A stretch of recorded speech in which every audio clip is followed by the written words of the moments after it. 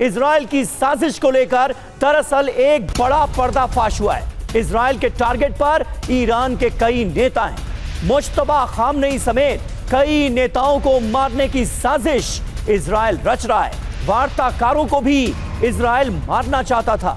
New York times के हवाले से ये बड़ी खबर सामने आ रही है जो बता रही है इजराइल के इरादों के बारे में।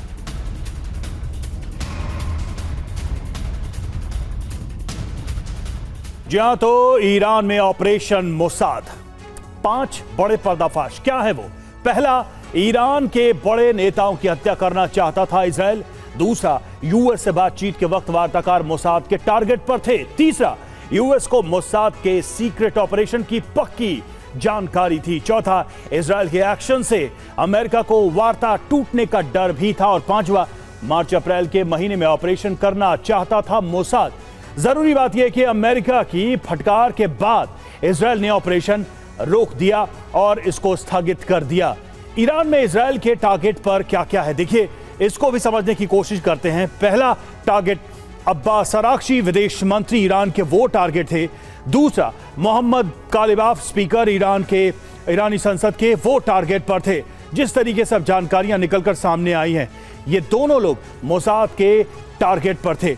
अमेरिका ने क्या किया इस बीच? अपने अरब सहयोगियों के जरिए ईरान को संदेश भिजवाया, मैसेज भेजा। और इस मैसेज में क्या कहा गया ये भी देखिए।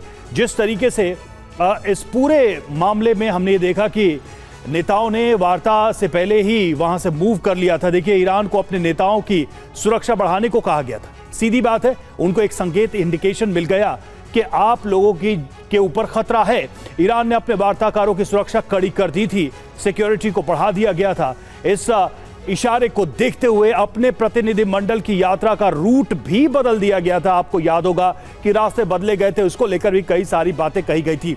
और पाक की यात्रा के दौरान भी विमान का रास्ता बदला गया था। और बाद में जो वार्ताएं हुई उसमें भी कई अप्रत्याशित चीजें देखने को मिली थी। ओपी तिवारी सर, एक चीज तो बहुत साफ दिखाई यहां पर दे रही है कि इजराइल रुकने का नाम नहीं ले रहा है। इजराइल ऐसा लगता है कि अपने टारगेट फिक्स कर चुका है और वो बस समय का इंतजार कर रहा है। ये जो खुलासा हुआ है अमेरिका की तरफ से ईरान को, जो टिप दी गई अपने नेताओं की सुरक्षा को लेकर, यह भी बताता है कि अमेरिका चाहे जो भी सोचता हो, इजराइल क्लियर कट सोचता है कि उसे ईरान को कमजोर करना है हर हालत। बिल्कुल सहमत हूँ। इजराइल का हमेशा उद्देश्य यही रहा है कि ईरान को कमजोर किया जाए। लेकिन ये जहाँ तक सोचे कि इजराइल मजबूत है, अवश्य है, मोसाद बहुत पावरफुल है, लेकिन बिना अमेरिका का मैं सपोर्ट नहीं कर रहा हूँ, बट उसका ऑब्जेक्शन ना हो तब तक ये काम नहीं कर सकता। अमेरिका का एक सटल, मतलब एक हल्का सा सहयोग जरूर चाहिए, या कहें कि अमेरिका को अगर आंख बंद करेगा तभी ये इजराइल ऐसा कदम उठा सकता है। लेकिन अमेरिका के मर्जी के खिलाफ इजराइल ये नहीं कर पाएगा, भले इजराइल कैपेबल कितना भी हो, बिकॉज अमेरिका से इजराइल को बहुत लेना है। और विदाउट अमेरिका इजराइल भी काफ़ी सफ़र कर सकता है। तो ये जो उद्देश्य है, ये नेतन्याहू का उद्देश्य है कि इनको सब एलिमिनेट करना है। इसमें इनका अपना मकसद भी है, बिकॉज उनके ऊपर भी कई चार्जेस लगे हुए हैं। जब तक ये वॉर एक्टिव रहेगा, ये गद्दी पर बने रहेंगे, जैसे ही ख़त्म होगा वो कमज़ोर पड़ जाएंगे। तो ये जो करना चाहते हैं और ये अटैक करना चाहते हैं, देखिए मोसाद बहुत कैपेबल है। देखिए जिस तरीके से दिखा रहा है, ये जो वहाँ के अपने ड्रोन भेज के वहाँ भी मार सकता है। और anti drone mechanism Israel Iran की उतनी मजबूत नहीं है, लेकिन ये अमेरिका करने देगा इजराइल को, ये सबसे बड़ा महत्वपूर्ण क्वेश्चन है।